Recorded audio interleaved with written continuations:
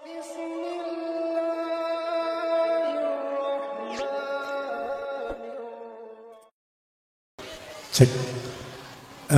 Bukan bantah ya, bukan istilahnya tidak bantah saya ya.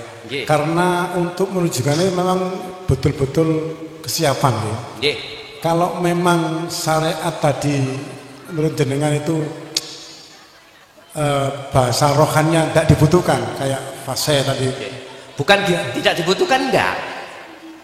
Gunakan sesuai dengan kapasitas kita masing-masing. Yang dikhawatirkan bahasa sing keren gak bahaya dah. Ngeten. Betul, Ustaz. Bahayanya kalau gagal paham, akhirnya kita main cukup hati aja.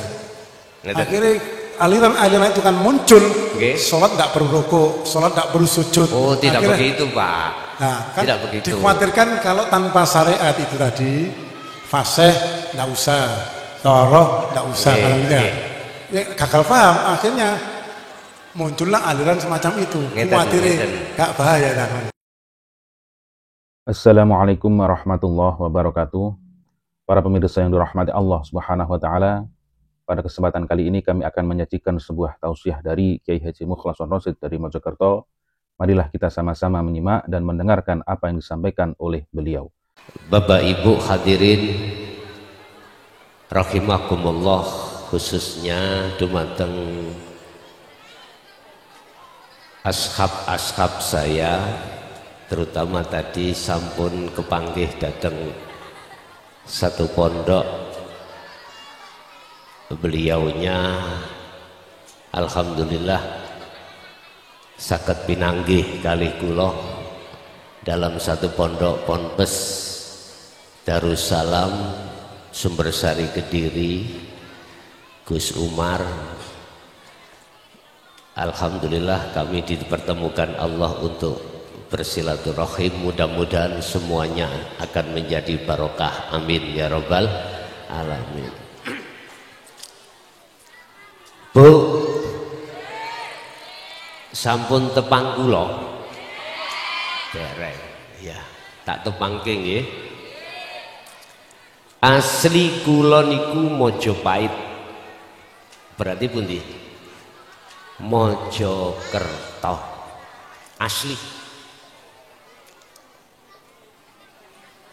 Alhamdulillah saya adalah saudara kandung jenengan sing sudah bertahun-tahun jenengan campakan. Gampangane kula niki dulur sampean sing ilang. Lho kok saged? Nggih.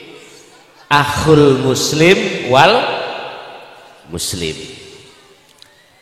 Muslim siji terhadap muslim liyane iku adalah saudara.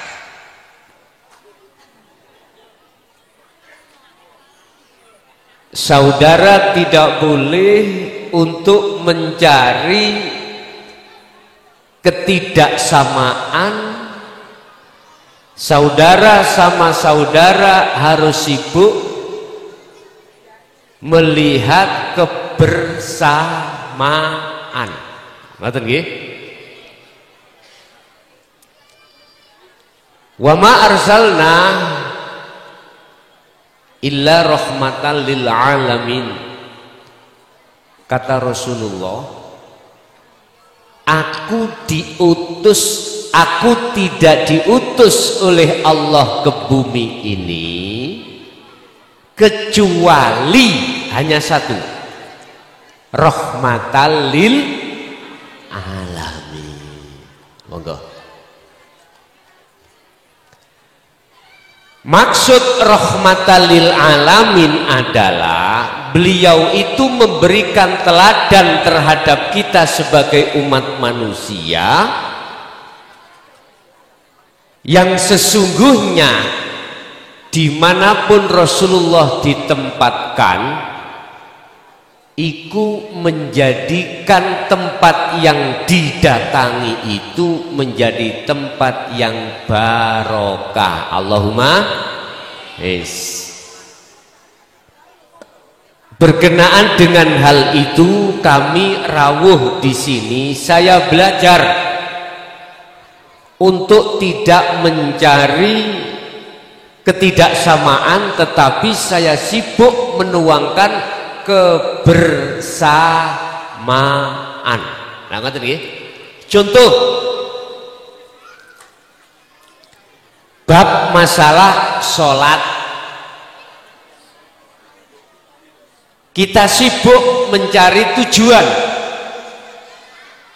walaupun secara syarat rukunnya itu ada yang tidak sama, ada yang pakai kunut, ada yang tidak. Lah ngoten nggih? Yes. Tapi substansi dan tujuan kita adalah menyembah dan bertemu Allah. Apa tujuan kita sholat? Kata Rasul, sallu kama ra'aitumuni usolli.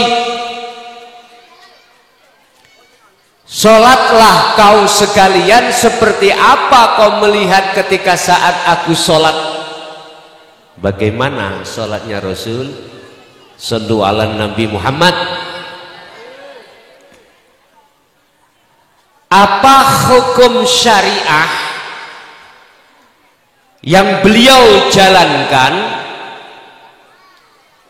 itu pasti akan direalisasikan hukum hakikiyahnya. Hukum syariah kita umat Islam bermacam-macam madhab, silahkan beda bendera tapi satu tujuan. Apa tujuannya kita sholat? Liqa'illah, bertemu menyembah sapa sing disembah, yaiku Allah Subhanahu. Sekarang kalau tak takon dulur kula sing wonten kelampisan, ya kok kelampisan? Lasem, kelampis lasem, lampis lasem, oh ngasem. Ngapunten Pak, lagi niki kula mriki. Ibu sing kudungan mawon kula takok ya, waktu jenengan sholat sudahkah bertemu Allah? Durung.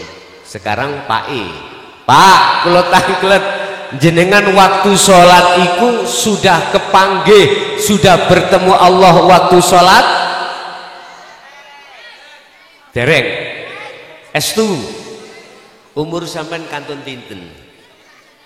Halo, umur sampean kantun pinten? Saya tidak tanya umur sampean berapa, enggak, tinggal berapa.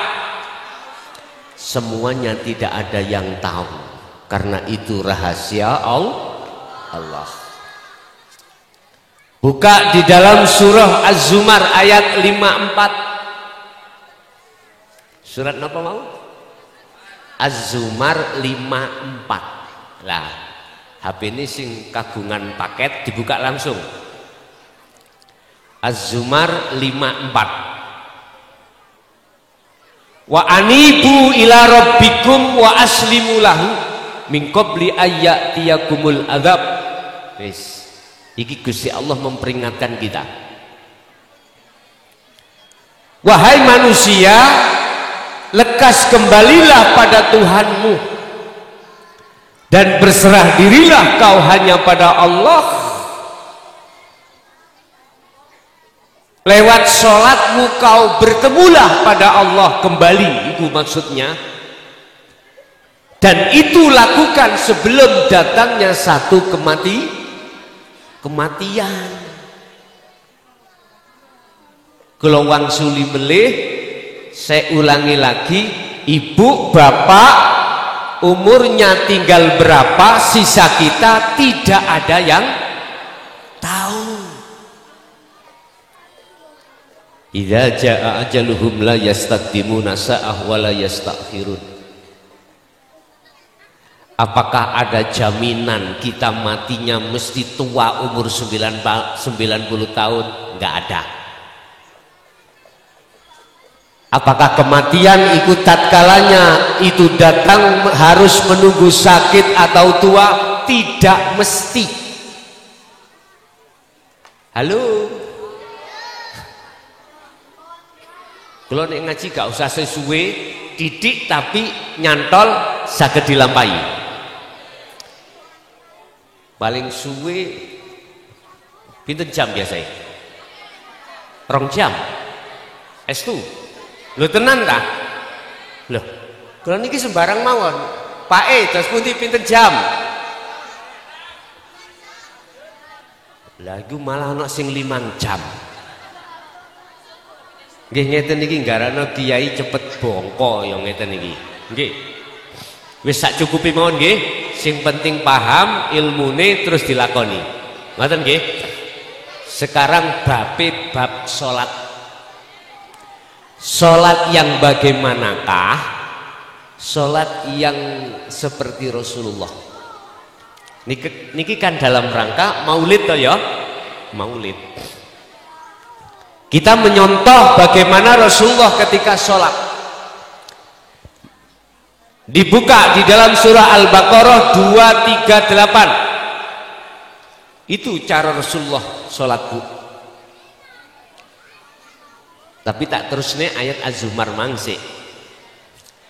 Tatkala kau bisa kembali kepada Allah sebelum kematianmu datang, maka summatun sarun. Di situ adalah nafi. Lah nafi itu diperuntukkan bagi mereka yang ketika hidup di dunia sampai sedok belum pernah ketemu Gusti Allah.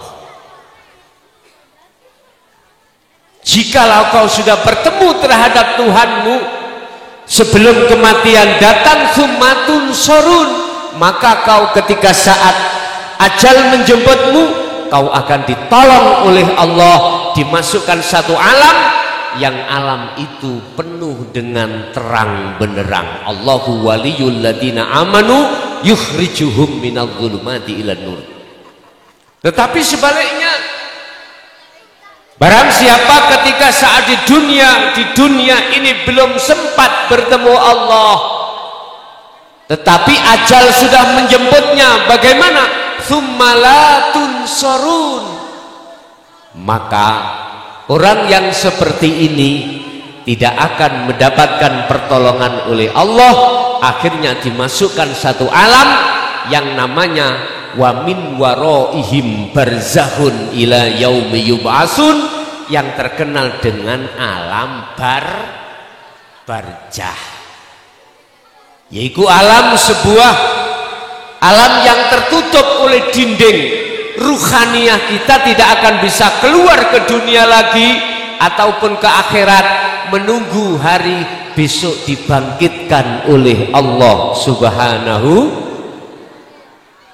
Muga-muga dulur kula sing wonten mriki masuk di dalam golongan yang pertama. Allahumma, tapi kudu ana sing dilakoni. Ngeten, wis sakniki wangsul dateng surat Al-Baqarah ayat 238. Hafidhu do ngreksa sira kabeh ala sholawati ing pira-pira salat ay al maktubah, itulah salat 5 waktu, kecuali sing khed mboten. Iki sholat sing dilakoni jasmani, Bu, Pak, iki sholat sing dilakoni jasmani, hukume ditata ning hukum syariah. Urusan madhab jenengan terserah. Imam Syafi'i, Maliki, Hambali, Hanafi, silahkan monggo kerso ikut derek bendera yang mana, monggo silahkan. Sing penting duhur, asar, isya, maghrib, subuh iku jenengan lampahi. Wis. 1. Terus ayat ada wawu ataf wassolatil wusta. Lah ini yang tidak diperhatikan oleh umat manusia, khususnya umat Islam. Apa? Sholat yang terjadi di tengah-tengah. Apa itu? Itulah sholat yang dilakukan oleh ruh. Sebab yang namanya insan manusia itu tidak hanya jasmani Allah ciptakan, juga rohani. Disebut manungso kados sampean kali kula niki sebabe ana jasmanine ya ana rohanine. Dene ana manungso ana jasate tok gak ana rohe disebut wong mati. Lah ruhaniyah ini ngagem hukum nopo, didasari hukum nopo? Baginda Rasul sampun menjelaskan ing dalam surat Al-Baqarah 208, ya ayyuhalladzina amanu dkhulu fis-silmi kafah. Kesempurnaan Islam itu ono papat, siji syariat, loro thariqah, telu hakikat, papat makrifat. Sinten ngomong mak repot mang? Makrifat. Dah, iki Bapak Ibu umat Islam jarang-jarang mau untuk mengevaluasi diri tentang ruhaniyah kita, tentang hati kita. Sudahkah hati kita sholat pada Allah?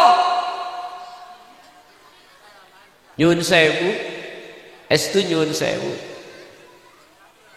Berdasarkan surat Ali Imran ayat 31, Rasulullah ketika beliau menjalankan sholat itu jasmani hukum syariat, rohani hukum hakikat. Sebab dengan itu rohani akan bisa makrifat bertemu Allah ketika ing dalam waktu sholat. Itulah yang dimaksud surat Al-Baqarah 238 wau, waqumu lillahi qanitin ay khashiin.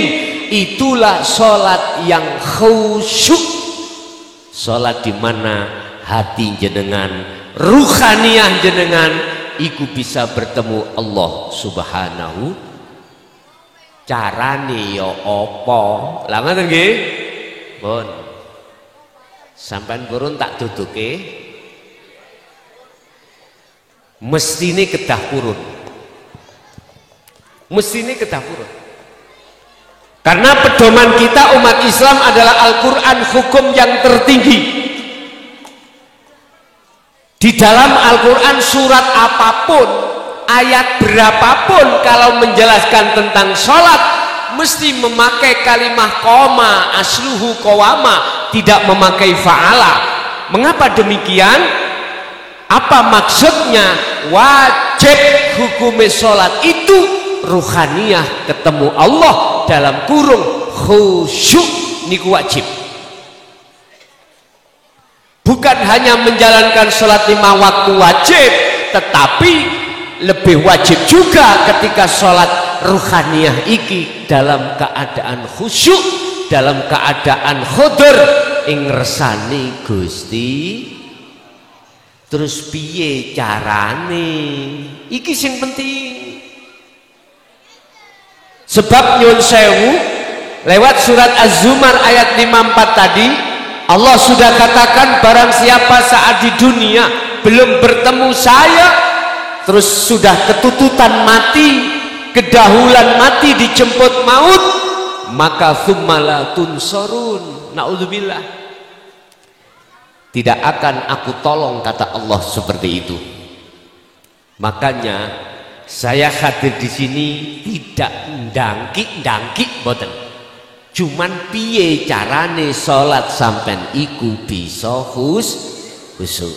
Pun Wis sampean rungokno, cateten nek perlu sampean catet, lebokno ati sampean. Pun sampean percaya enggak?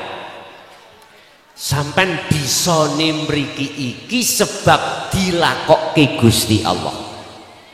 Wis. Dasare pundi? Al-Baqarah 115. Walillahil masyriq wal maghrib. Pundi etan niku, Pak? Mriko. Bingung kula tak kira mriko. Mulai jagat timur sampai jagat barat, makhluk sekecil dan sebesar apapun iku bisanya bergerak karena digerakkan oleh Allah Subhanahu, termasuk jenengan kali kula. Andai kata Allah tidak menggerakkan jenengan kali kula, mohal hukumen jenengan kali kula bisa bertemu di sini majelis yang mubarakah. Sekarang tatanen atimu yen sak temene segala apapun urusan kita di dunia ini, segala apapun tumindak kita di dunia ini, semata-mata la haula wala quwata illa bil, tidak punya daya upaya apapun kita itu Pak, kita sebagai makhluk la haula, status kita tidak punya daya upaya apapun, wala quwata, dan tidak punya kekuatan apapun. Olehnya bisa terjadi kekuatan daya upaya datangnya illa bil. Wis lebokno ati, rasanen imanen yen kabeh sing agawe iku Gusti. Bon. Yang nomor 2, Allahnya di mana? Katanya Allah la ilaha illallah al-malikul hakul mubin. Allah itu nyata tur jengleh-jengleh. Lah ngoten nggih? Mana, di manakah Allahnya itu? Katanya yang menggerakkan semua apapun makhluk itu Allah. Contoh Pak Bu, sampean delok ndukur sampean. Apa niki? Rumput Jepang niki lho ya. Iki lah obah toh. Mana letaknya kalau itu yang menggerakkan Allah? Kita orang umum mesti ngomong yang gerakkan rumput Jepang itu adalah angin. Lah ngoten gitu. Saged meripat dohir sampeyan ningali angin. Mboten saged. Padahal Allah iku yo ning jaba yo ning jerone angin. Tingkatane angin gak iso didelok sarana meripat ainul basyariyah ini, apalagi wujudnya Allah. Terus di mana letak Allah itu jengleh-jengleh nyata itu di mana? Pun ojo didelok Allah iku dengan mata dohir, jangan. Lihatlah Allah itu dengan mata batin yang disebut ainul basiro, meripati ati, meripati ruh. Apa meripati ruh? Iman atau rasa. Mana buktinya kalau Allah itu di luar dan di dalam angin? Buka di dalam surat Al-Hadid ayat 3. Huwal awwal wal akhiru wal zahiru wal batin. Allah itu yang melimputi dan yang menguasai segala persoalan awal sampai akhir, yoning jaba yoning jeru. Jangan dilihat dengan mata zahir, Pak. Nek jenengan melihat mata zahir, jenengan melihatnya oleh makhluk. Melihat dengan mata hati, yaitu rasa iman. Terus carane yo nopo? Pun ngeten. Sampai kudu masuk di dalam imanul haq su'aul basiroh. Artinya iman yang tidak bisa digadaikan dengan apapun. Sampai kabeh ini punya rasa. Rasa itu masukkan di dalam angin, terus di dalam angin sampai akan bisa merasakan kehadiran Allah di situ. Dengan modal iman itulah teruskan, asahlah iman tersebut. Sadarlah dirimu bahwasanya semua apapun yang muncul baik di dalam dirimu maupun makhluk di luar dirimu semata-mata itu datangnya dari Allah Subhanahu. Modali cuman iman lewat rasa. Coba jenengan waktu sholat berdiri, bila mana tanpa Allah di dalam dan di luar dirimu, gak mungkin kau bisa berdiri sendiri.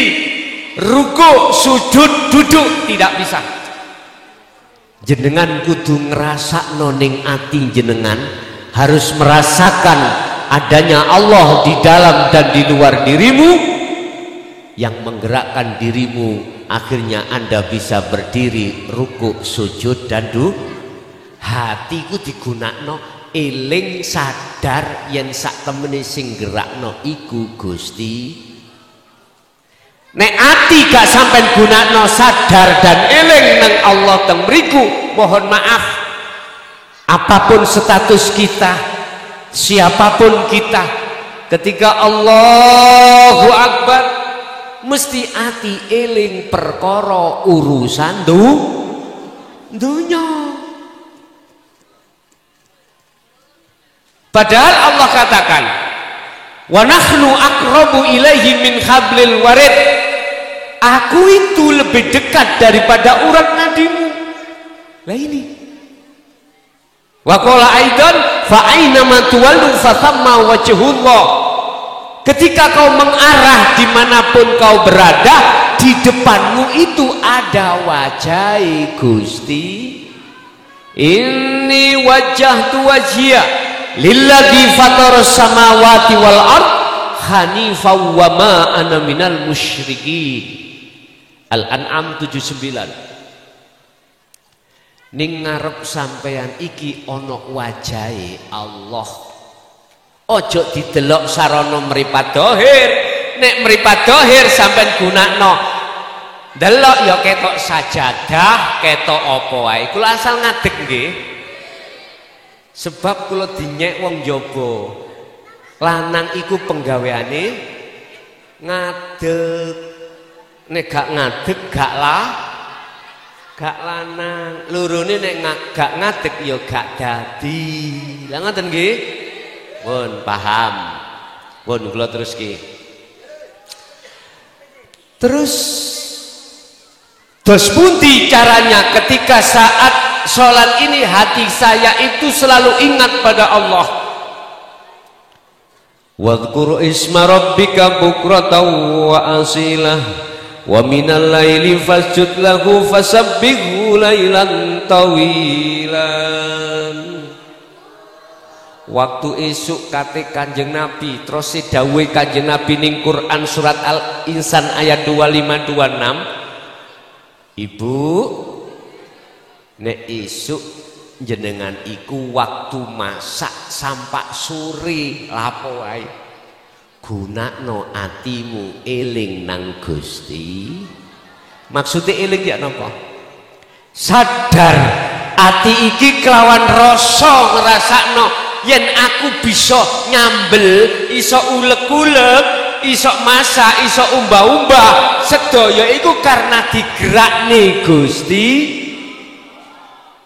Lah Allah ini ngawak sampean dhewe. Ketika hati sampean wis iso ngrasakno kabeh iku parane sangka Gusti Allah, maka itulah awal jenengan iki disebut wong sing makrifat dateng Gusti lewat iman. Su'aul basirah dulu. Walaupun belum bertemu manakala ati sampean iku wis iman ana gunu terus sampean jalakno, berarti jenengan inilah calon-calon kekasih Allah. Shallu ala Nabi Muhammad. Kata Rasulullah, jikalau kau pingin estu dadi kekasih Allah, ikuti aku. Fattabi'uni, ikuti aku. Terus ngikuti jenengan sing dos pundi Kanjeng Nabi? Ya kuwi ning salat iku, salat ojo mung jungkar-jungkir. Atimu kudu sadar sing jungkirno awakmu Gusti pun iku carane.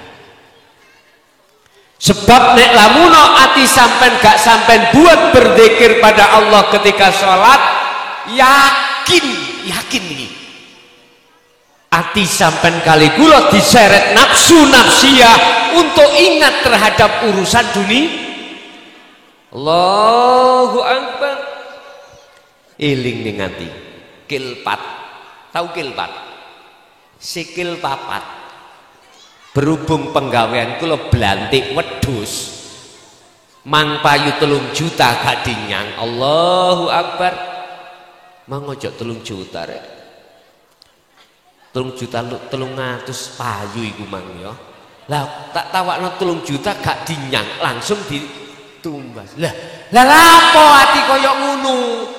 Krana sebab ati wayah salat seperti itu tidak digunakan untuk eling utawa dzikir. Innani anallah la ilaha illa ana fa'budni wa aqimis shalah li dzikri.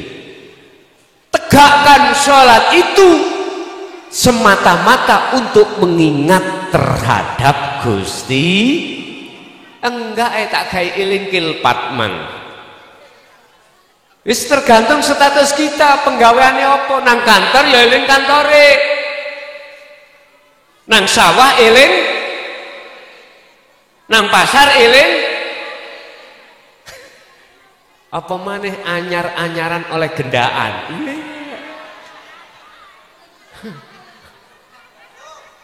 Di situ shallu ala Nabi Muhammad. Kata Rasul, ojo ngunu kala, ojo ngunu. Sallu kama ra'aitumuni usolli. Lakukanlah sholat sesuai dengan apa yang tertuang di dalam Al-Quran. Wa qumu lillahi qanitin ay khashi'in. Jalankanlah sholat itu dengan keadaan hatimu khudur, khusyuk, bertemu Allah.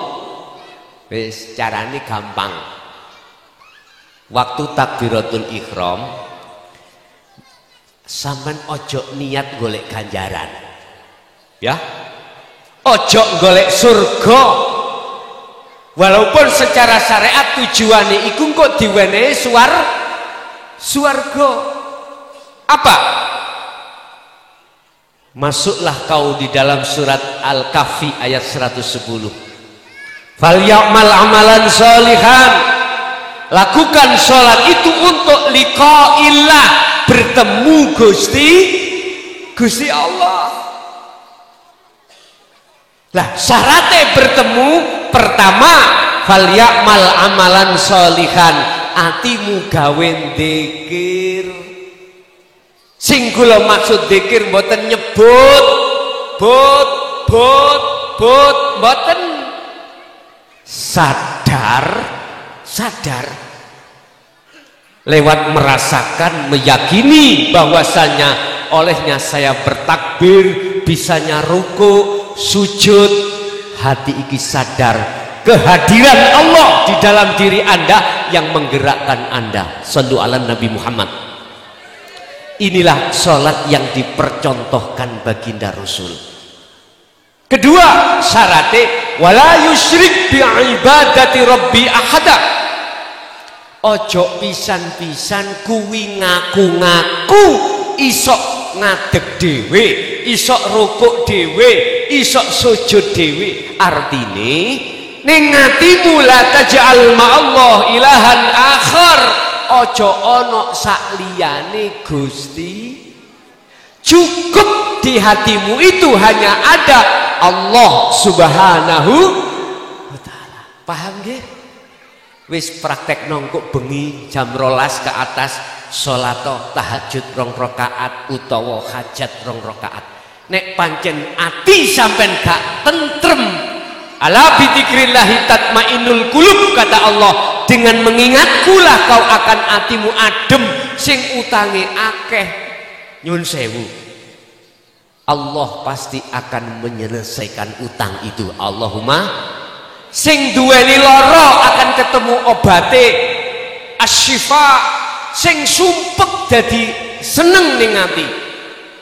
Iku Quran, ala bidzikrillahi tatmainnul qulub. Nek pancen sampean ati mangke sampean kok susah gak seneng waktu ngetrapno carane salat dengan zikir tersebut nang Mojokerto nggo sandal tapukno raiku. Penak nggih? Estu iki Quran Pak Bu, Quran. Tapi jenengan harus konsekuensi. Wis gak usah duweni ati sing piye-piye, bagaimana, cukup hatimu niat untuk bertemu Allah. Sarate lidzikri, ilingon nang aku, kata Allah. Artine eling, sadar lan nyadari lewat iman ngerasa yen ati sampean iki mau ning jero ati sampean bahwasanya bisanya Anda berdiri, rukuk, sujud, duduk iku kabeh sing gerakno Gusti. Wis ati sampean lebokno nang wilayah itu. Dalile ono la haula wala quwata illa billah. Pun niki kula sangokno sampean ilmu niki supaya salat sampean iki ada perubahan. Sing asali mang tuas jungkar jungkir gugur kewajiban ben gak ngono. Sapa sing nilaine salat di mata Allah bagus, husnul a'mal, nataiju husnil akhwal, nyuwun sewu, mongko ati sampean bakal jenjem, bakal adem, gak gampang muring-muring, gak gampang sumpek, gak gampang khawatir, gak gampang takut apa sing takdir badhe, takdir sing jange diberikan Allah terhadap kita. Ala inna auliya Allah la khaufun alaihim walahum yahzanun. Para kekasih Allah itu, para hati yang sholatnya khusyuk itu gak khawatir meneiku opo sing tak dahar, wis gak nok khawatir karena sudah tahu masuk di wilayah semua apapun sing ngatur Gusti. Pun paham nggih? Pun gak usah akeh-akeh, titik pokoknya nyantol terus diamalke. Pertama dandanono sholat sampeyan iki bagaimana carane sholat seperti baginda Rasulullah Sallallahu Alaihi Wasallam, yaitu manut nok gone surat Al-Baqarah ayat 238. Di situ dikatakan ojo mung jasmani tok sholat tapi rohaniyahmu yo melu sarate isok rohaniyah sholat iku mau tak duduno titik lewat pangrasa pengiman ngiyakini ati sampean ngerasa menghayati bahwasanya di dalam dan di luar tubuh jenengan itu adanya Allah. Dengan begitulah Anda akan bisa berjalan, bisa rukuk, sujud, duduk. Begitu nggih? Mohon sedikit mawon ingkang kula sampaiake. Barangkali ada sesi kedua ya. Saya kasih sesi kedua tanya jawab. Apa materi yang ku sampaikan tadi kurang paham, saged ditanyakan. Monggo menawi wonten sing takok.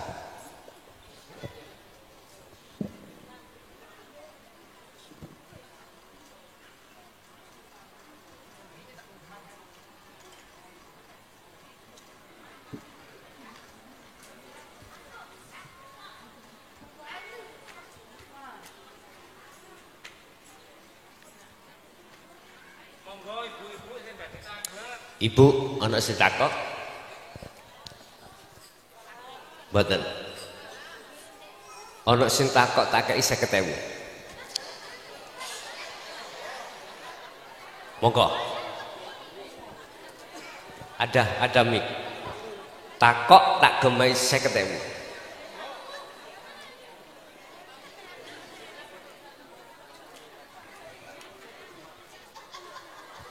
Niki mboten kampanye lho. Mboten lho nggih. Oh ngoten, monggo.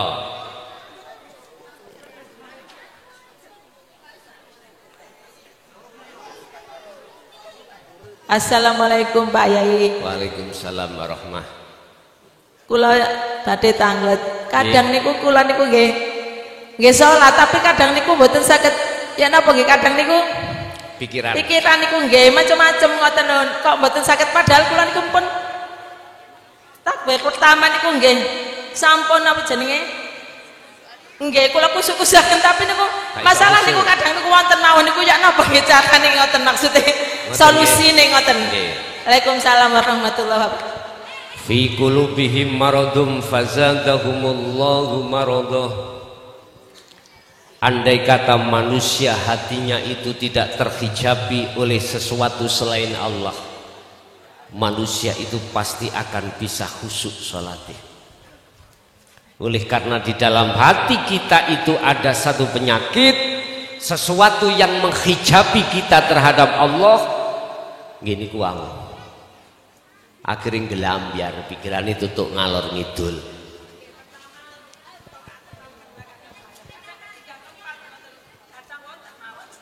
Nggih, terus solusinya bagaimana? Ngoten nggih. Bon. Tolong akal yang berkenaan dengan logika iku sampean seleh. Makanya tadi saya katakan surat Toha ayat 14. Di situ di akhir daripada ayat lidzikri sholato siro wakumu, jalankan sholat itu lidzikri, semata-mata Anda untuk ingat pada Allah. Ingat itu jangan diletakkan di pikiran, di akal, jangan, harus di hati. Caranya ya apa? Jerone ati sampean iku ada rasa Bu, ada iman. Cukup hanya dengan hati jenengan akal sampean offkan untuk merasakan kehadiran Allah di dalam tubuh jenengan. Di luar dan di dalam tubuh jenengan itu adanya Allah di situ. Nek ati sampean sibukno eling nang Allah di sini, maka dengan sendirinya akal iki off itu nggak fungsi. Sebab nyon sewu nafsu iku melayune dugi akal dulu, terus dari akal turun ke hati. Berhubung hati nggak ada filter, maka langsung jatuh di dalam hati, baik akal maupun hati. Jenengan kali kula niki lalai terhadap Allah. Jadi solusinya ibu, akal offkan. Caranya mengoffkan, sibukkan hati ini hanya berzikir, teringat terhadap Allah, bahwasanya hanya Allah itulah satu-satunya yang menterjadikan semua apa yang ada di dalam aktivitas sholat. Itu caranya Bu. Pun estu buat tetap Bu sesuai janji saya ya tak menehi, ya ta, kedah sampai terami, ya, nek ono tapi. Oh, wonten Bu, alhamdulillah, pun. Nggih, kula ning Lampung sampai entek meh 1 juta kula niki. Meh di Lampung. Ya ngoten. Enggak apa-apa kanggo kesemangatan, kanggo nyemangat nih. Kanggo nyemangat nih. Yo enggak ada urusan partai dan enggak. Wong saya bukan orang partai kok. Ada lagi? Yes. Monggo. Assalamualaikum warahmatullahi wabarakatuh. Waalaikumsalam warahmatullahi wabarakatuh. Ngapunten nggih. Badhe tanglet menawi untuk menuju hati yang betul-betul ingat sama Allah. Nek menurut syariat kan ada kiat-kiat tertentu. Nah, apa kiat-kiat itu caranya? Kadang-kadang kita mungkin apa Al-Qur'annya bacanya fasih atau mungkin harus paham dengan toharoh atau paham dengan kiat-kiat itu yang dibutuhkan yang mana? Yang mana? Untuk betul-betul hati itu rumongso nek di luar ada Allah, di dalam Allah ada Allah. Kadang-kadang kita ucapkan itu memang mudah, tapi untuk prakteknya kadang-kadang sudah dikosongkan off betul, tapi masih muncul lo kunciku keri. Waktu Allahu Akbar di tengah lo kunciku ternyata nang kono. Nah, untuk kiat-kiat tadi, nek kalau sing pahami kan ada ya dia. Salah satu bentuk menuju khusyuk, Qur'annya harus fasih, harus tahu toharoh dan sebagainya. Apa itu dibutuhkan juga? Matur nggih. Nggih, matur suwun. Assalamualaikum warahmatullahi wabarakatuh. Waalaikumsalam warahmatullahi wabarakatuh. Kita harus tahu hukum antara jasmani dengan rohani. Terus kita harus tahu yang bertemu Allah jasmani apa rohani. Yun sewu, jasmani kita diciptakan Allah dari saripati tanah, nanti akan kembali ke tanah dalam bentuk kematian. Ruhaniyah kita diciptakan Allah dari mana? Dari Allah wujud Nur Muhammad, nanti akan harus kembali wa inna ilaihi kembalinya pada Allah, tidak kembali ke tanah. Allah menghukumi kita secara jasmani, ditata kita secara jasmani ini dengan hukum syariah. Allah menata ruhaniyah kita itu dengan akhlak ilahiyah, hukumnya hukum hakikat atau ilmu tauhid untuk bisa sampai pada Allah. Surat Al-An'am ayat 76 sampai 79. Ini sejarah terkait masalah Nabiullah Ibrahim alaihissalam ketika beliau itu mencari Allah ya untuk bertemu, mulai ayat 76 sampai 79. 76, 77, 78 beliau masih menerka bintang itu Tuhan, bulan itu Tuhan, matahari itu Tuhan. Tapi ketika bintang itu siang nggak ada, bulan siang nggak ada, matahari malam nggak muncul, maka beliau mengatakan itu bukan Tuhan. Akhirnya jawabnya ketemunya di surah Al-An'am ayat 79.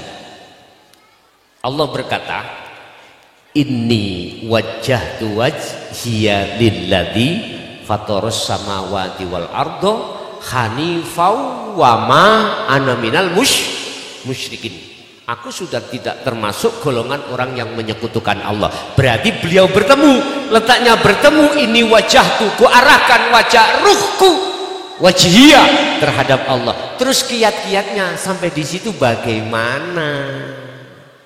Pun baca Al-Quran fasih itu adalah syariah, ya syariah. Mohon maaf, apapun yang berkenaan dengan hukum fuqaha, fikih itu adalah syariah toharoh, untuk menjaga toharoh, untuk menjaga jasmani di dalam menyembah kepada Allah. Sekarang kalau ruhani, apakah harus fasih Qur'annya? No, bukan persyaratan. Apakah harus alim? Ilmu fuqahanya tidak harus. Nah terus bagaimana? Yo kapasitas kita sekarang itu di mana? Corong jenengan sekali kula sak mangke syariate gak padha. Masa belajar taklim sampean wis ilang biyen niku ning pondok. Lah syariate aku mek 80. Ya 80 iku kanggo ngukumi jasmani.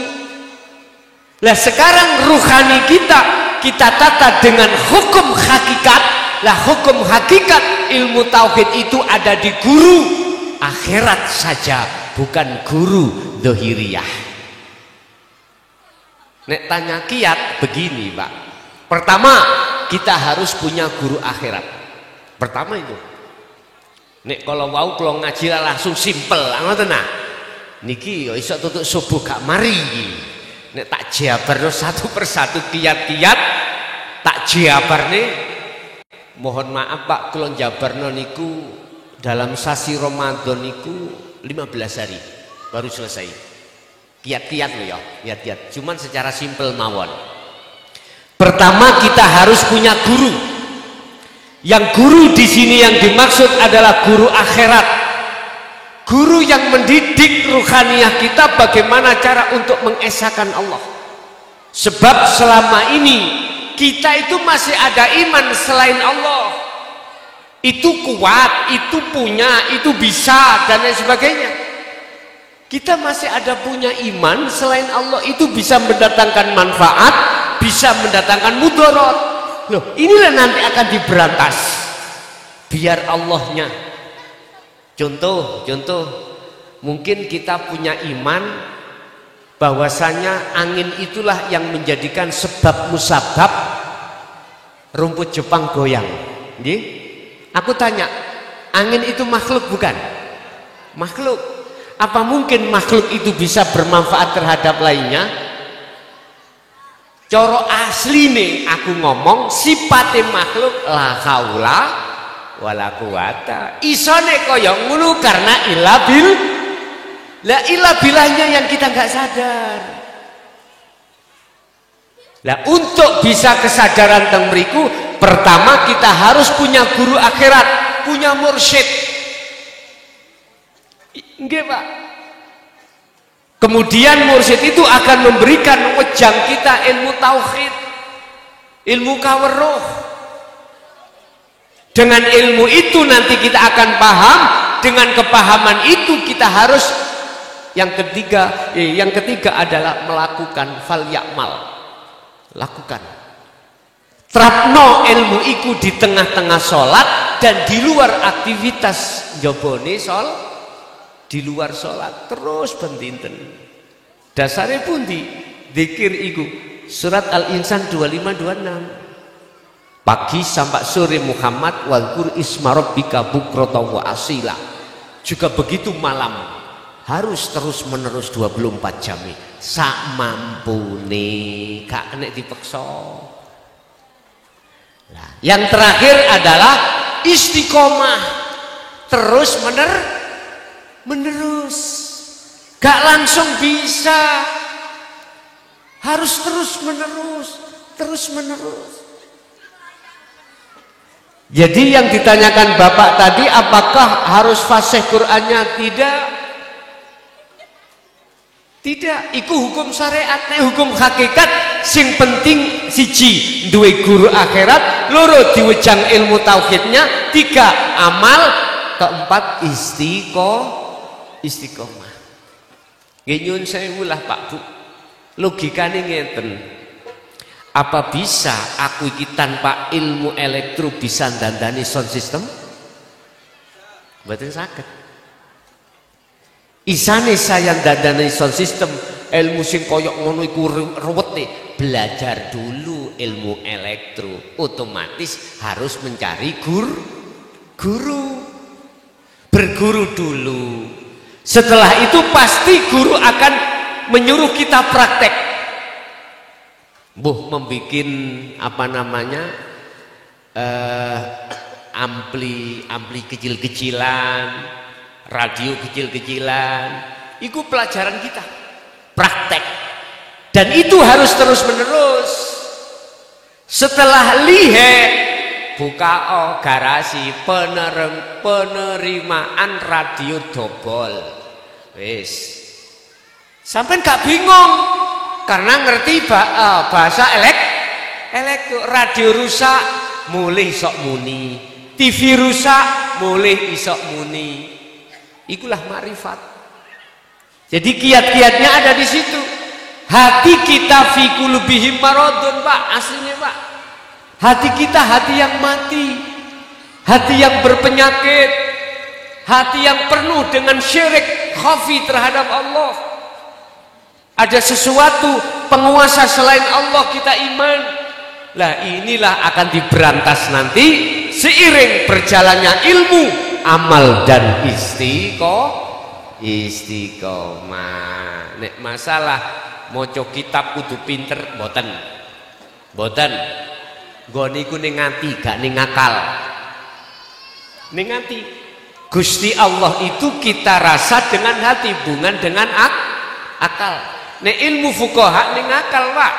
Harus cerdas, harus fatonah. Di situ. Nek gak fatonah, nek gak cerdas, ya gak iso.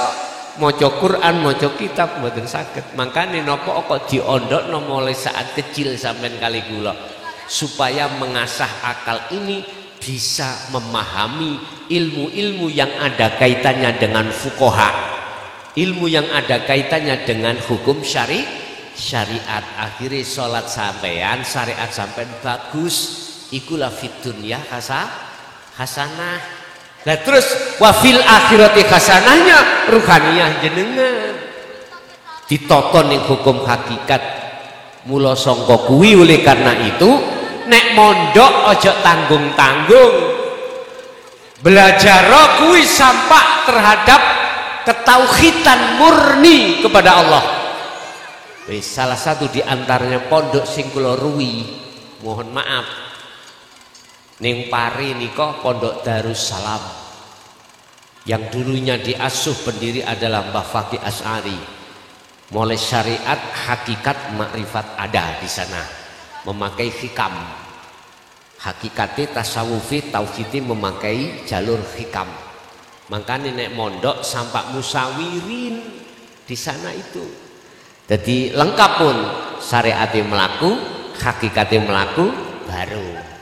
Entah, saya bukan bermaksud untuk mempromosikan pondok loh, enggak ya. Yang saya tahu,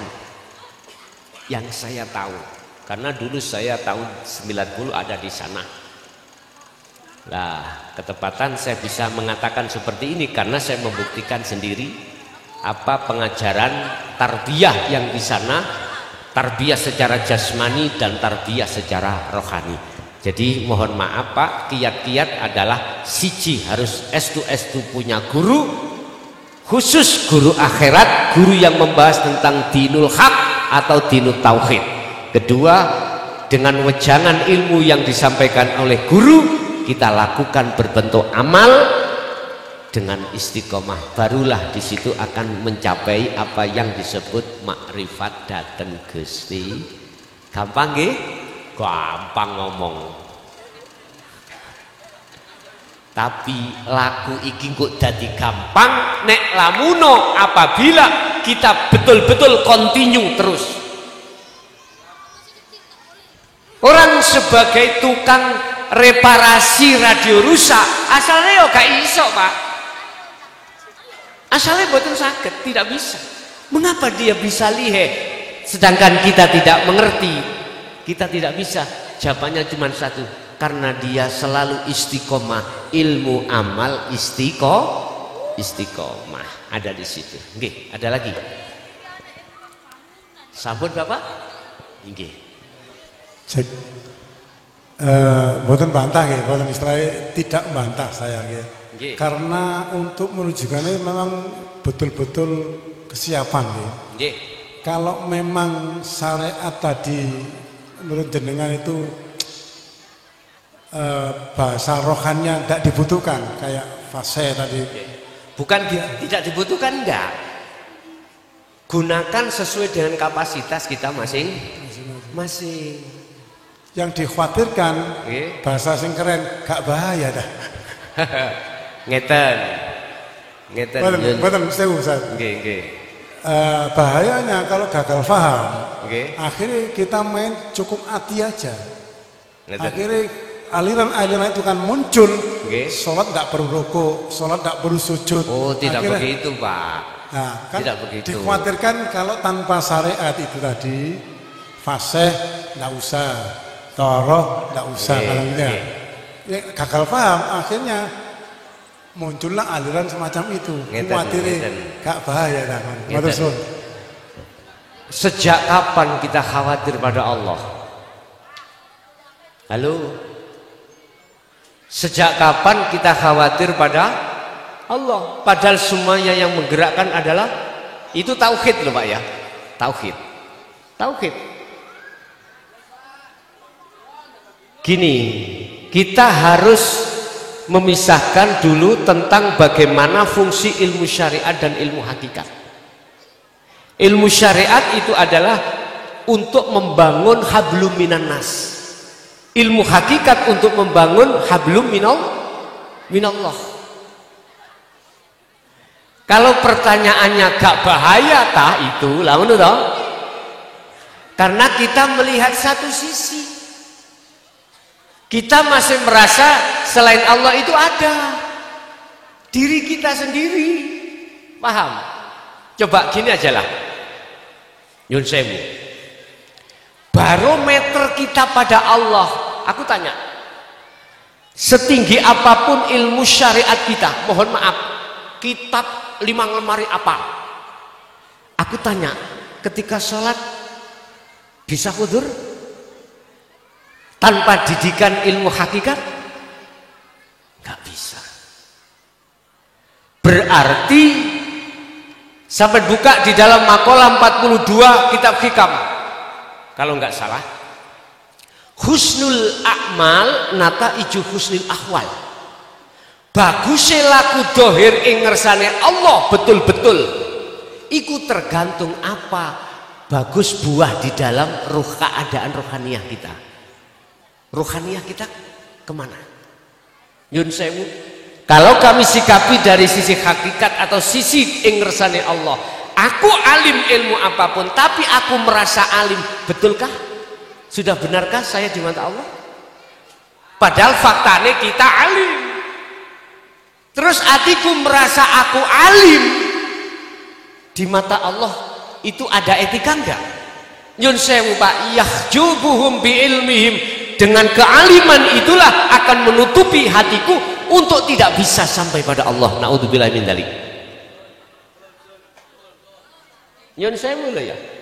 Jadi saya menghormati Bapak terkait ilmu syariat itu penting banget. Kalau nggak penting, nyun sewu memang akan rusak tatanan dohiriyah. Nah, tetapi kita harus ingat jalur untuk menuju Allah itu ada 2, wasilun dan majdubun. Nah niki,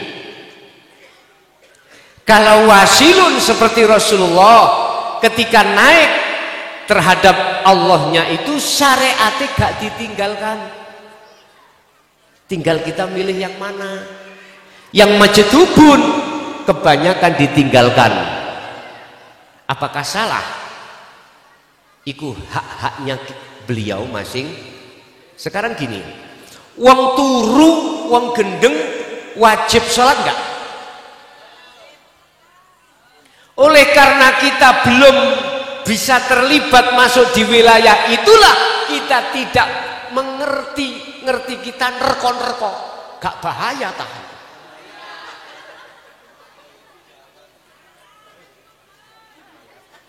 Karena kita tahunya itu katanya dan kata. Lha iku buktine sejak dia iku mlebu ilmu hakikat ana kono salate ditinggal. Lah ngono to. Nyun sewu Pak, awak dhewe mungkin gak kebeneran ta. Awak dhewe salat sik kelingan sak liyane Allah. Nek menurut kula, aku gak pantas ngelokno wong iku gak salat. Gak pantas. Kalau di dalam sholat saya betul-betul makrifatullah, gak eling saliyane Allah, pantes ngomong ngono. Lah berhubung saya ini sik kelingan bojo, kelingan anak, kelingan kunci. Nggih mohon maaf, menurut saya ojo dhisik ngelokno wong gak salat. Masalah sholat saya itu masih dalam taraf jungkar-jungkir tok, ati sik kelingan selain Allah. Lah amriye gak kaya ngono kepriben. Lho ngoten lho. Jadi mohon maaf, bukan perkara ini ilmu syariat juga penting, cuman kita harus memisahkan. Wis saiki apa sih syariat? Syariat adalah sistem ilmu untuk membetulkan ibadah kita secara jasmaniah. Thariqah itu apa? Jalan, nama dalam sebuah aktivitas, contoh sholat itu thariqah, jalan. Terus hakikat, tujuan kita kemana? Menyembah Allah. Sekarang tak tanya, laku sholat sudah dikatakan nyembah sing bener apa durung? Dikatakan bener kalau sudah ketemu Allah. Tujuan kita bertemu Allah lewat zikir tadi. Kalau tujuan itu sudah betul, maka apa makrifat? Sudah sampai. Contoh logikanya, saya dari Mojokerto ke sini, apa syariat saya? Numpak mobil. Thariqahnya jalan, lewat manapun boleh. Nah gitu toh. Tujuan saya adalah ngaji. Kalau sudah sampai di sini, inilah makrifat. Ketika saat saya sudah di sini, mana mobil? Saya pakai? Tak parkir. Jalan? Tak parkir. Nanti kalau aku pulang, tak gunakan kembali. Makanya mengapa sejarah Rasulullah ketika beliau mi'raj, buroke yo diparkir, malaikat yo diparkir beliau sendiri. Nek wis jenenge makrifat datang Allah, detik-detik kaya ngeten niki, laisa kamislihi syai'un. Sudah tidak ada siapa-siapa kecuali Allah. Wis kaya ngene iki wis gak kena dikukumi, Pak. Gak kena. Kita akan bisa terima itu manakala kita sudah di detik-detik itu. Kalau kita belum di detik-detik musyahadah di situ, yo mboten saged. Hukume gak padha, Pak. Gak padha. Ono dalan ya mobil masih kula beto. Nanti kalau sudah nyampe baru tak parkir dhisik, tak selesaikan tujuan aku, baru nanti dipakai kembali. Artinya nopo, Pak? Ketika jenengan sudah noto syariat ilmu sholat ya, oke. Syariat apa? Ilmu. Gitu kita ketahui. Ketika berdiri rukuk sujud kita ilmu ini apa? Lah thariqahnya di situ. Lah tujuan kita sholat itu bertemu, ini yang terpenting. Yang terpenting di sini. Makanya kebagusan apapun yang ditimbulkan dari jasmani itu tergantung apakah ruhaniyah keadaan hati kita bagus di mata Allah atau enggak. Kalau bagus mesti melok bagus, Pak. Kalau gak bagus ya melok gak bagus. Sebab dikatakan bagus dan tidaknya hati duku mingkol bin zahidin au mingkol bin rohibin. Hati penuh dengan Allah apa hati penuh dengan duniawi, ya tergantung. Nek hati penuh dengan duniawiyah, maka sholat kita secara syariah ojo kesusu disik oleh ganjaran balesani atau diterima. Ojo sik. Buka surat Al-Maidah ayat 27. Innama yataqabbalullahu minal muttaqin. Hanya amalan yang hati ikut dipenuhi ingat pada Allah itulah yang diterima. Quran gimana? Saya hujahnya bukan lain-lainnya. Kalau ijma' qiyas itu sebagai muqabalah aja, tapi yang kupakai adalah hukum yang tertinggi adalah Al-Qur'an. Jadi nyun sewu, syariat penting kanggo kita wong amam, ya. Tapi bukan berarti wong awam itu harus duduk terus di situ, harus mencari kehakikat orang khos. Supaya apa? Nilai mutu perilaku jenengan kali kula ruhaniyah itu gak ono hasud, gak ono riya, gak ono iri, gak ono pengakuan dan lain sebagainya. Makanya saya bertanya terhadap kita, alimo koyo opo, sugiyo koyo opo jenengan, al-ubad ibadah sing model koyo opo jenengan, manakala tidak jenengan dasari dengan tauhid pada Allah, mohon maaf, saya ngomong diri saya sendiri. Pasti ning ati sik ngaku itu pasti. Mana letaknya la haula wala quwata? Gak ada. Terus pertanyaan kedua, apakah ngaku-ngaku kekitaan kita, keakuan kita yang bisa macam-macam, apakah itu benar di mata Allah? Yes, individu masing-masing yang menjawab. Ngoten. Nek menurut saya sendiri sih, aku gak punya etika pada Allah.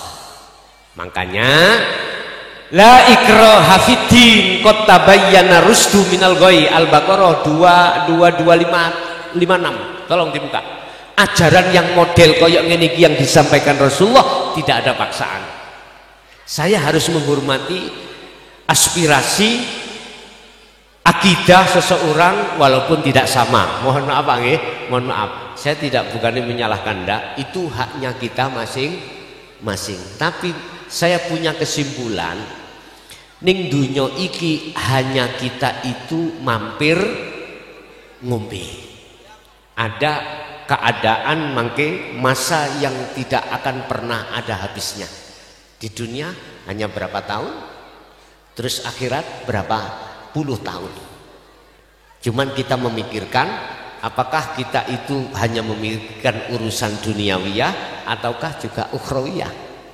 Mungkin dibuka nanti di dalam surat Al-Hakumut Takasur hatta zurtumul maqabir. Itu nanti coba difahami di situ. Intinya gini, barang siapa yang hatinya selalu diakukan makhluk, akunya makhluk, digowedek nih, yaitu menjadikan lalai pada Allah. Hal ini sampai kapan?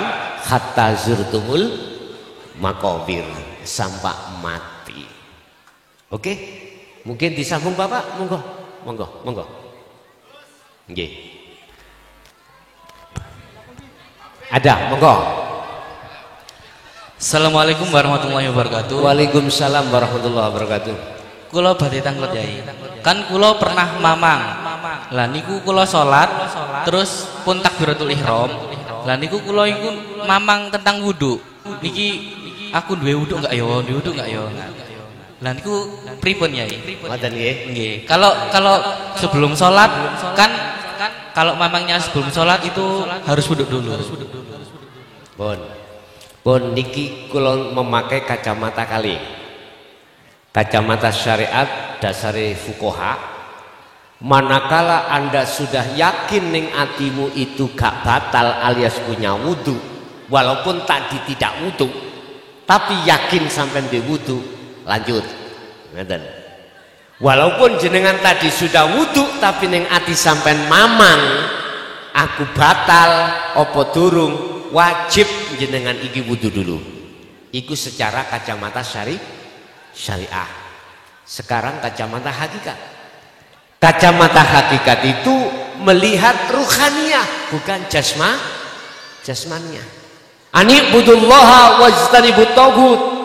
Kalau kacamata hakikat, sudah betulkah wajah ruhaniyahmu itu menghadap Allah?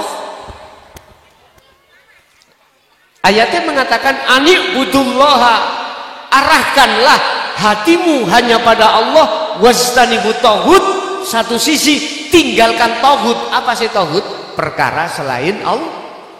Ya termasuk kunci mang lho. Termasuk kilpat apa dunya iki mang kudu nyisih. Lah untuk sampai di situ gak mudah, Pak. Kalau kita tidak terus melakukan as-sholatil wusta, sholat ruhaniyah pada Allah, gak bisa, Pak. Gak bisa. Kita harus terus menerus. Ingat, apapun yang dilakukan Allah, walaupun tidak bisa diterima secara akal, mampu Gusti Allah? Mampu. In arada syai'an ayyakula lahu kun fayakun. Sampai kali kula andai kata nasape gak sepiro api, jangan pesimis. Jangan gara-gara orang tua kita itu 21. Tahu 21 ya? Penggaweane ya ngono kuwi. Bila mana Allah menghendaki jenengan bisa wusul sampai pada Allah, siapa yang bisa ngalang-alangi? Ingat, ada satu riwayat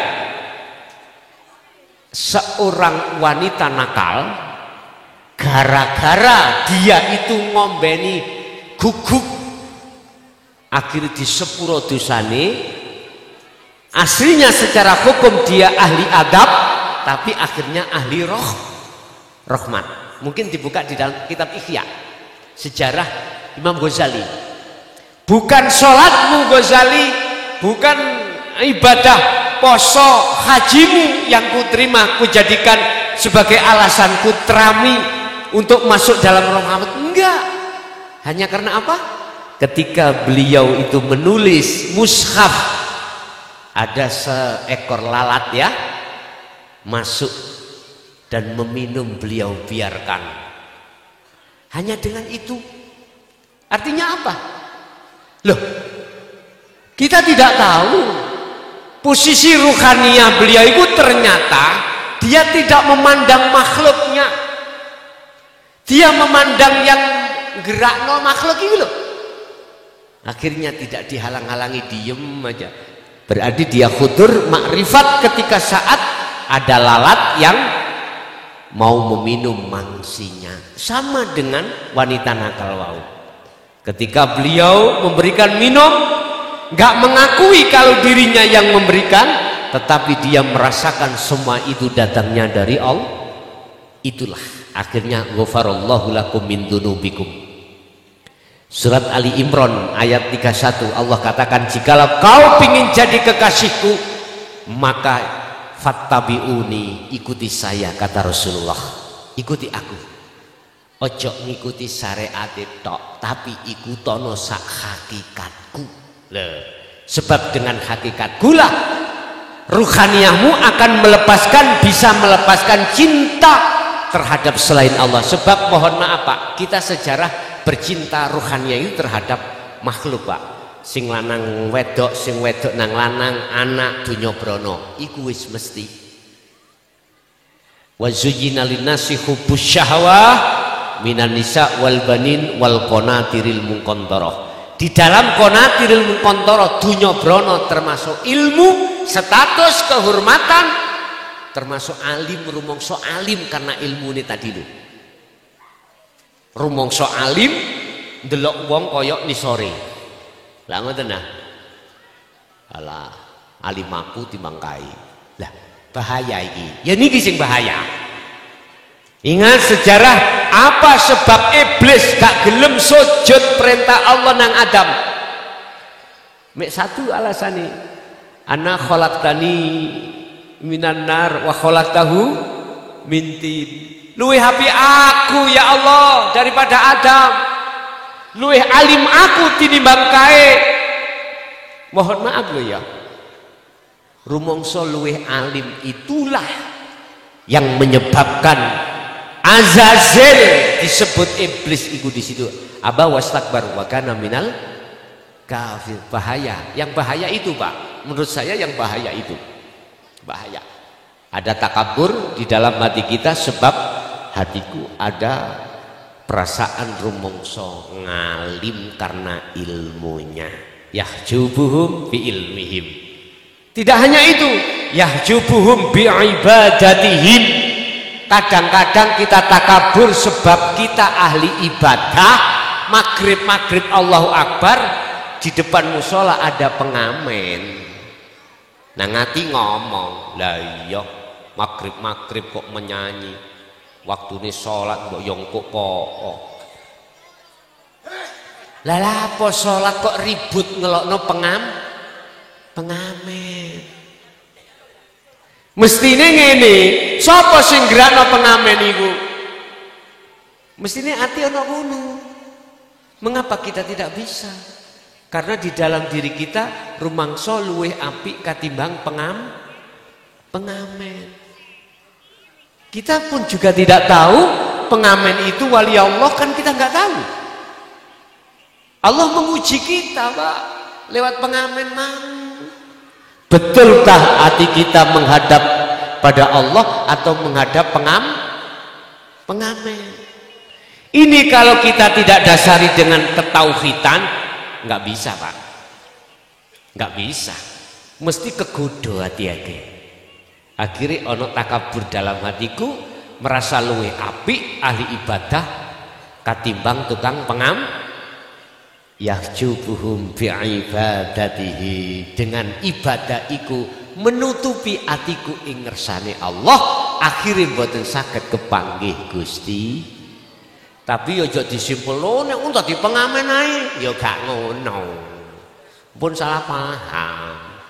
Artinya ngene Pak, apapun kapasitas syariatmu, gunakan untuk menaikkan jenjang di dalam hakikat ruhaniyahmu supaya bisa makrifat pada Allah. Sebab ij'alu asyari'ata bil haqiqati ila ma'rifatillah, dengan syariat yang kau jadikan hakikat itulah kau akan bisa sampai makrifat pada Allah. Mangan niku syariat, ngombe yo sarengat, ilmune ngombe ya kudu tangan tengen maca bismillah iki syariat. Wujude ngombe iku thariqah. Pedu ono Allah iku ning jero ngombe, sebab tanpa Allah nggak bisa. Wedang iki nang cocot mboten saged tanpa Gusti. Dalile la haula wala quwata. Wis dong ya.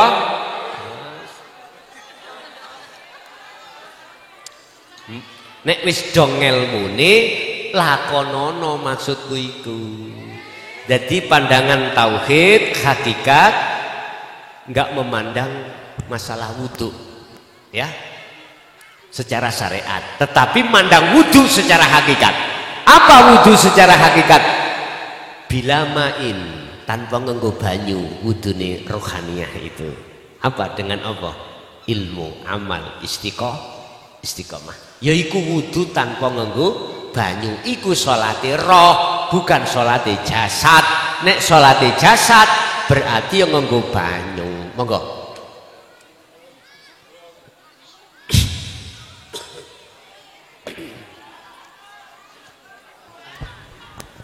Assalamualaikum warahmatullahi wabarakatuh. Waalaikumsalam warahmatullahi wabarakatuh.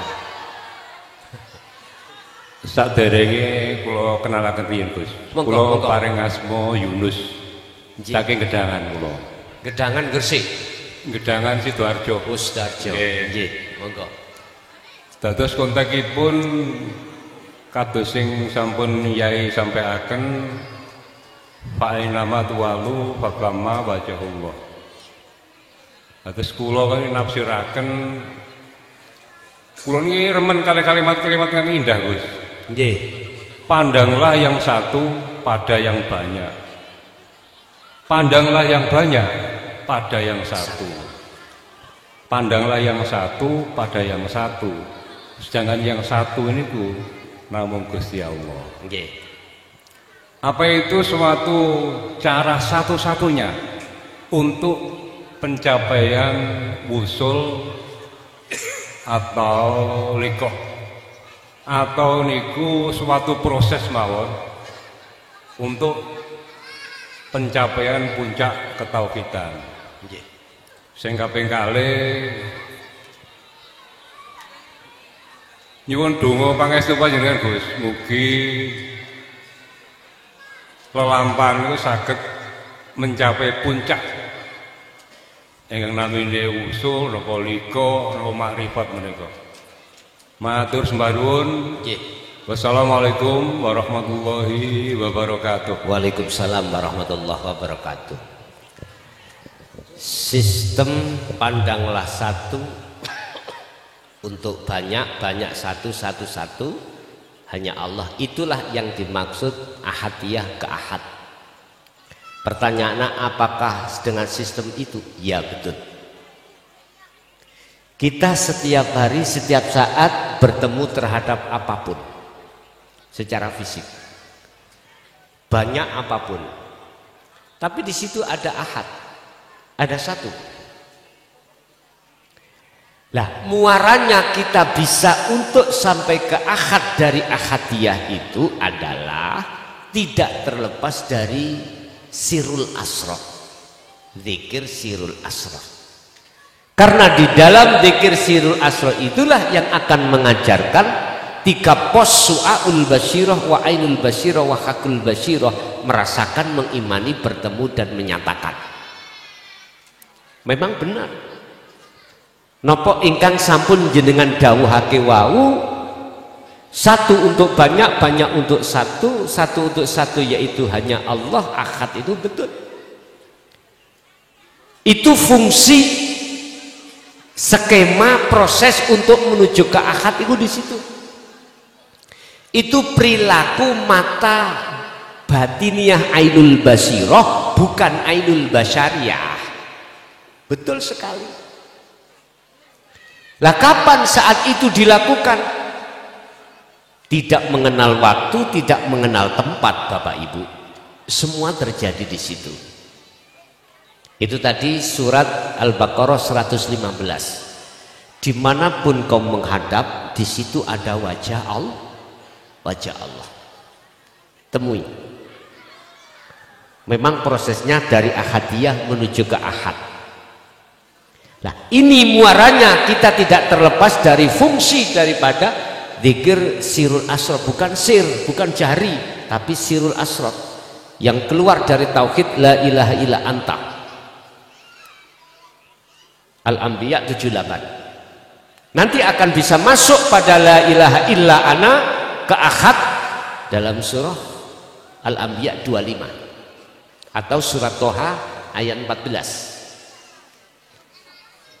Kalau sudah pada ahad di detik-detik liqah, itulah yang ku maksud ahad itu di situ. Leres Pak, niku adalah satu-satunya sistem untuk bisa mencapai liqah. Yang kedua, walaupun jenengan boten nyuwun pangestu, tetap Allah ngestokake. Buka di dalam surat Al-Ankabut ayat 5. Barang siapa wa man kana yarju liqa Allah, barang siapa di hatinya ingin bertemu Allah, dalam hal apa, konteks sampai dalam hal aktivitas apa terserah. Barang siapa yang hatinya ingin bertemu Allah, kata Allah, fa inna ajalallah la'an, Allah berjanji akan menemui jenengan. Mohon maaf saya tidak bicara orang lain. Saya proses ketika saat tahun 76 sudah mengenal dzikir sir. Di situ apa tujuan saya sholat? Tidak ada untuk bertemu Allah. Tujuan saya sholat gugur kewajiban, golek pahala supaya masuk surga. Aku tanya, pahala surga ciptaan Allah sebagai disebut makhluk apa khalik? Makhluk Pak. Dan itu benar miturut kelas kita secara am. Tapi kalau kita sudah naik secara khos, bukan itu maksud dan tujuan kita. Apa? Setiap aktivitas mesti tujuannya adalah liqa', bertemu Allah. Dan itu yang sangat mahal. Oke? Sudah cukup? Cukup Bu. Wis lewat WA mawon sing dereng kebagian ya. Pun Bapak Ibu hadirin jamaah sedaya kemawon, apa ilmu yang sudah diberikan Allah langsung dari Allah menjadikan satu ilmu yang bermanfaat, ilmu yang barokah terhadap kita dan anak putu kita, keluarga kita ila yaumil qiyamah. Lahumul Fatihah. Alhamdulillahirabbil alamin. Demikianlah tausiah dari Kiai Haji Mukhlason Rosyid, yang mana beliau adalah pengasuh Pondok Pesantren Jaya Baru yang terletak di daerah Mojokerto, Jawa Timur. Tepatnya yaitu ada di Kecamatan Bangsal, Desa Sumbertebu, Jalan Perjuangan. Beliau adalah ulama sufi, ulama tauhid yang mengajarkan ilmu-ilmu tauhid dan tasawuf, yang mana dalam ilmu ini juga berkaitan dengan ilmu leluhur Jawa, yaitu yang mengutamakan ajaran kebatinan. Ilmu tasawuf dan tauhid ini adalah ilmu yang bertujuan supaya seseorang bisa mencapai ma'rifatullah atau ma'rifat kepada Allah, atau biasa disebut oleh orang-orang Jawa ilmu sejati. Dan ilmu tasawuf atau tauhid ini mengajarkan supaya manusia tidak tersesat nantinya. Tahu sejatinya diciptakan itu harus bagaimana, dan ketika sudah meninggal dunia harus ke arah mana jalannya. Semoga apa yang disampaikan oleh beliau Al-Mukarram Kiai Haji Mukhlason Rosyid benar-benar bisa bermanfaat bagi kita semua dan bisa menjadi penerang perjalanan hidup kita di dunia dan di akhirat kelak. Demikian, semoga bermanfaat. Wa'afu minkum. Assalamualaikum warahmatullahi wabarakatuh.